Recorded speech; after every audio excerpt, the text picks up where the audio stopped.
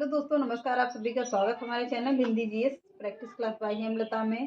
तो आज हम लोग क्या पढ़ेंगे? अब हम लोग क्या पढ़ रहे हैं? टीजीटी की क्लासेस चल रही हैं। टीजीटी और सुपर टेट, यूपी टेट के लिए विशेष क्लासें हैं ये। केबीएस में भी यहाँ से प्रश्न बहुत सारे बनते हैं। एलटी ग्रेड में भी साहित्य का पोर्शन बहुत ज़्यादा आता है। तो चलिए आज के सेशन को हम लोग चालू करते हैं। कहाँ तक हो गया था? तो हिंदी साहित्य का पहला इतिहास आप लोगों को बता दिया था हमने। अब उसी के आगे क्या हेडिंग डाले थे? शिव सिंह सेंगर। शिव सिंह सेंगर हेडिंग डाले थे और उसमें लिख रहे थे क्या? शिव सिंह सेंगर को हमने हेडिंग में डालकर छोड़ दिया था। और क्या था? अब हम उसको आगे कंटिन्यू करेंगे। तो चलिए आज के सेशन को चालू करते हैं। शिव सिंह सेंगर हेडिंग डाल लीजिएगा। शिव सिंह सेंगर हेडिंग डालिए और इसमें लिखिए क्या? पुस्तक उनकी कौन थी? शिव सिंह सरोज थी। कौन सी पुस्तक? शिव सिंह सेंगर की पुस्तक का नाम था शिव सिंह सरोज।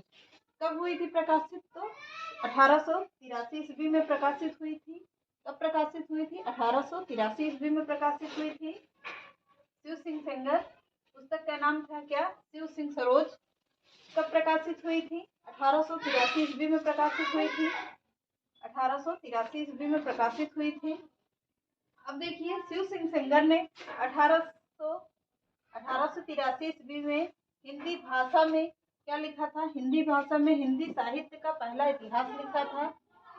क्या? हिंदी साहित्य का पहला इतिहास 1883 ईस्वी में शिव सिंह सेंगर द्वारा लिखा गया पहला हिंदी साहित्य का इतिहास है। कौन सा? शिव सिंह सेंगर ने 1883 में हिंदी भाषा में हिंदी साहित्य का पहला इतिहास लिखा। कब? 1883 ईस्वी में। कौन सा था? तो शिव सिंह सेंगर थी। अगला देखिए इसमें कितने कवियों का वर्णन किया गया है? तो इसमें लगभग 1000 कवियों का वर्णन किया गया है।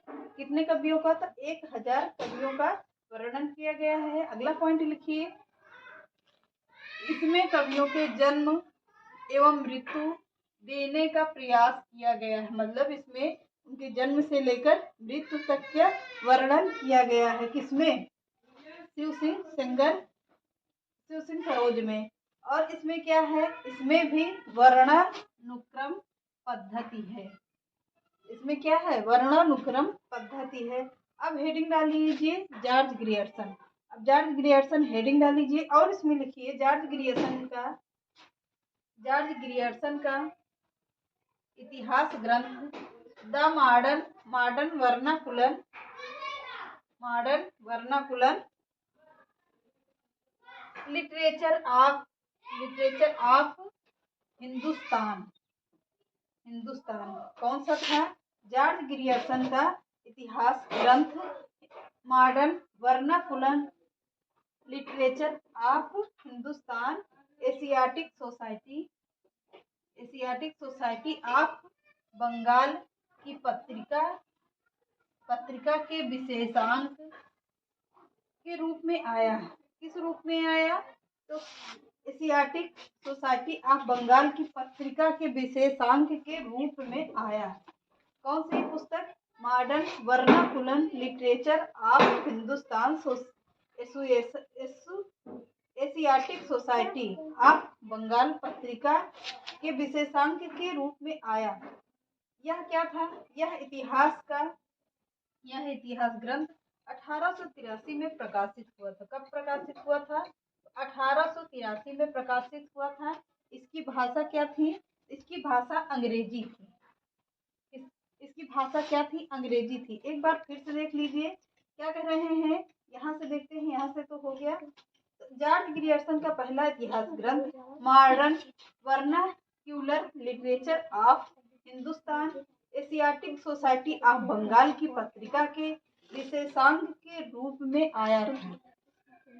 अगला पॉइंट लिखिए, यह इतिहास ग्रंथ 1883 ईस्वी में प्रकाशित हुआ था। इसकी भाषा कैसी थी? इसकी भाषा अंग्रेजी थी। अगला पॉइंट करके लिख लीजिए। अब यहाँ से हटा दे रहे हैं, स्क्रीनशॉट भी हो गया होगा। अगला पॉइंट करके लिखते रहिए।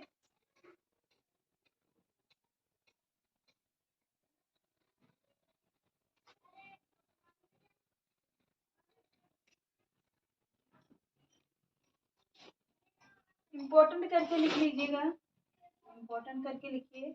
यहाँ पर वेरी वेरी इम्पोर्टेंट यहाँ से प्रश्न बनते हैं। इम्पोर्टेंट करके लिखिए क्या, इस ग्रंथ में सर्वप्रथम काल विभाजन और इस ग्रंथ में सर्वप्रथम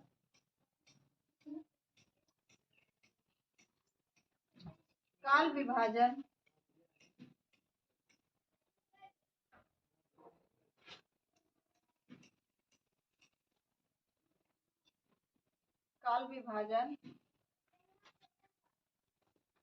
और नामकरण का प्रयास किया गया है। काल विभाजन और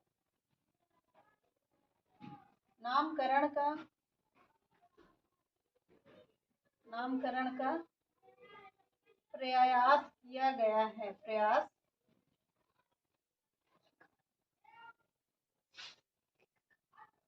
किया गया है।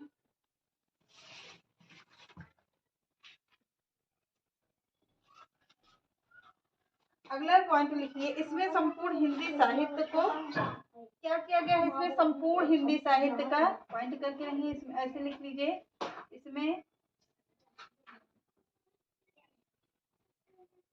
संपूर्ण हिंदी साहित्य का किया गया है। क्या इसमें संपूर्ण हिंदी साहित्य का काल विभाजन किया गया है। संपूर्ण हिंदी साहित्य का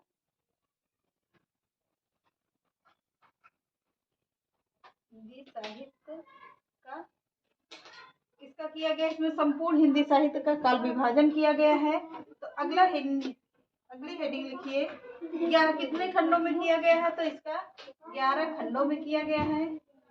11 खंडों में, कितने खंडों में किया गया है। तो 11 खंडों में बांटा गया है। 11 खंडों में बांटा गया है।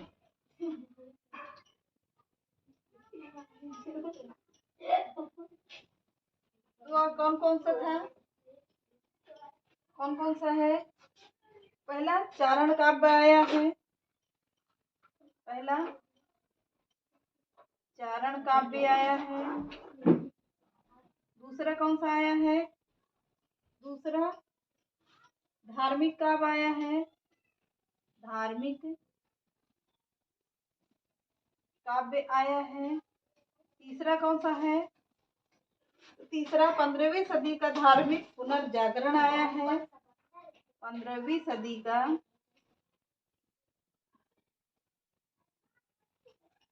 धार्मिक पुनर्जागरण आया है।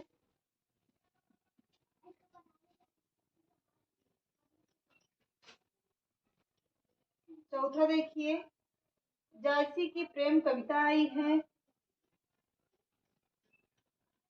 जायसी की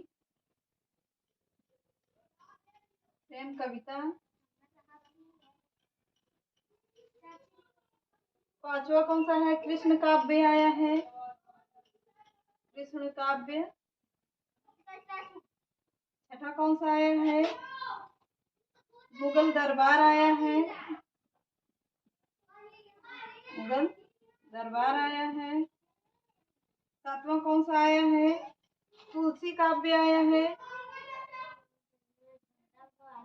तुलसी काव्य आया है। आठवां कौन सा है, आठवां तुलसी के परवर्ती कवि आए हैं। तुलसी के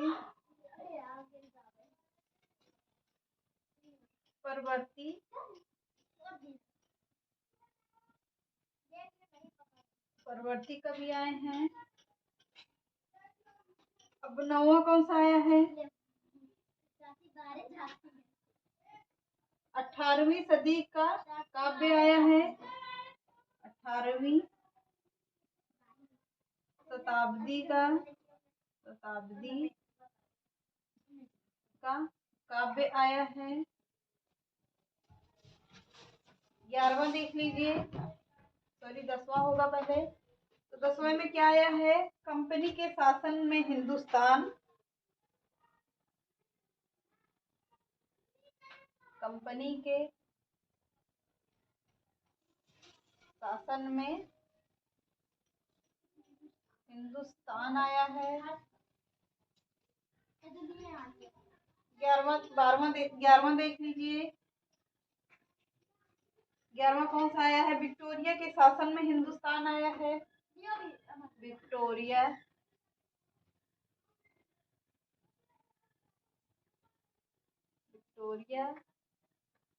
के शासन काल में हिंदुस्तान आया है।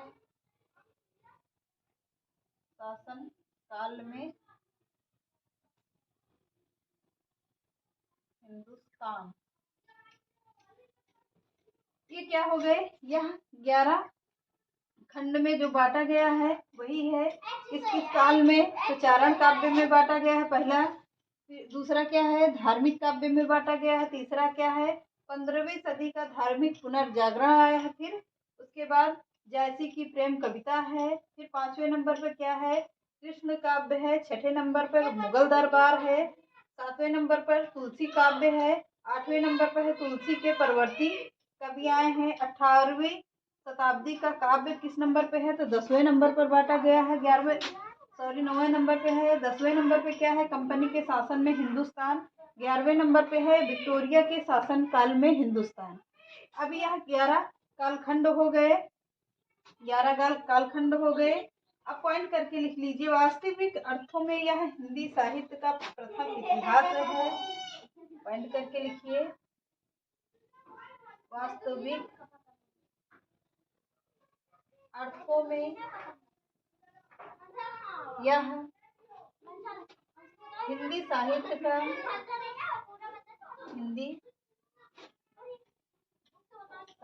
का पहला इतिहास है। पहला या प्रथम हिंदी साहित्य का प्रथम कर लीजिए। प्रथम इतिहास है। कौन सा है? वास्तविक अर्थों में यह हिंदी साहित्य का, ये सब हिंदी साहित्य के प्रथम इतिहास हैं। अब अगला पॉइंट करके लिखिए। वास्तविक इतिहास के मानदंडों पर खरा उतरने वाला है। वास्तविक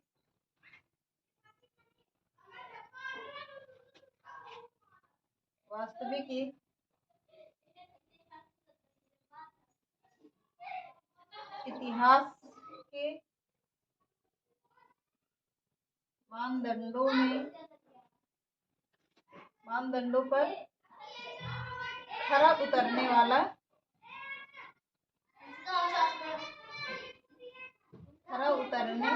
वाला है। क्या है? वास्तविक इतिहास के मानदंडों पर खरा उतरने वाला यही इतिहास पहला माना जाता है। तो अगला पॉइंट लिखिए। इन्होंने केवल हिंदी के कवियों पर विचार किया है। इन्होंने केवल हिंदी के कवियों पर विचार किया है।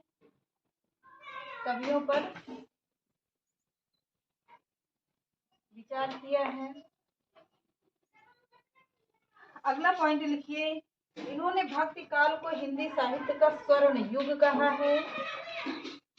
इन्होंने भक्ति काल को स्वर्ण युग काल कहा है। स्वर्ण युग कहा है। क्या कह रहा है? इन्होंने भक्ति काल को क्या कहा है? स्वर्ण काल कहा है, स्वर्ण युग कहा है। अब अगले पॉइंट करके लिखिए। फिर से इतना स्क्रीनशॉट मारिए, फिर आगे बढ़ते हैं। इतना हो गया होगा इधर का।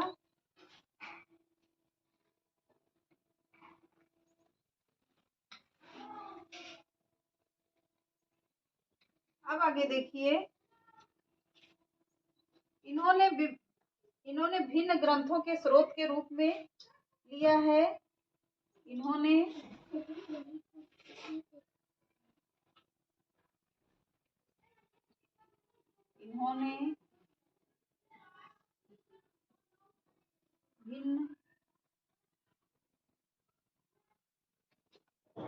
ग्रंथों को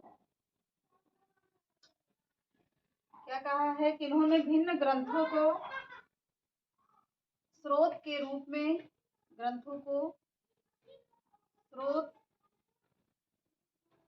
के रूप में लिया था।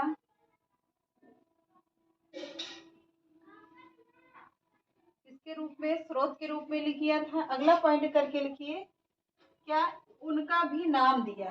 क्या कह रहा है, उनका भी, यहीं पे लिख लीजिए, उनका भी नाम दिया।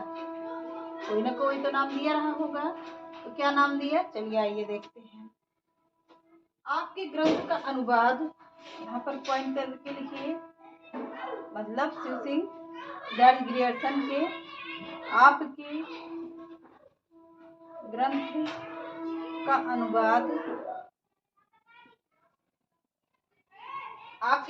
अनुवाद किशोरी लाल गुप्त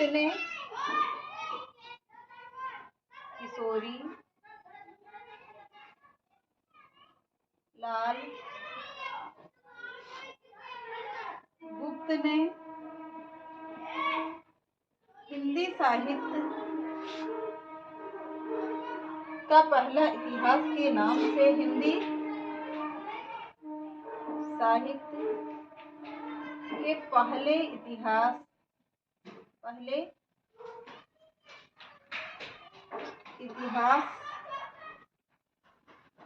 के नाम से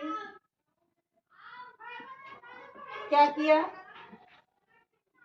हिंदी के नाम से किया। कब किया था हिंदी साहित्य का पहला इतिहास के नाम से, तो 1957 में। कब किया था, 1957 ईस्वी में किया था। इतना पॉइंट करके नोट कर लीजिए आप लोग। कब किया था हिंदी साहित्य के पहले के नाम से, कब किया था, 1957 में किया था। आई होप कि आप लोगों को समझ में आ गया होगा। अब हेडिंग डाल लीजिए, मिस्र बंधु विनोद। हेडिंग डाल लीजिए, मिस्र बंधु विनोद। अब इसके आगे पढ़ेंगे हम लोग कल। तो आई होप कि आप लोगों को आज का सेशन समझ में आया होगा। चैनल पसंद आए तो लाइक करिए, सब्सक्राइब करिए, ज़्यादा से ज़्यादा लोगों को शेयर करिए। नमस्कार।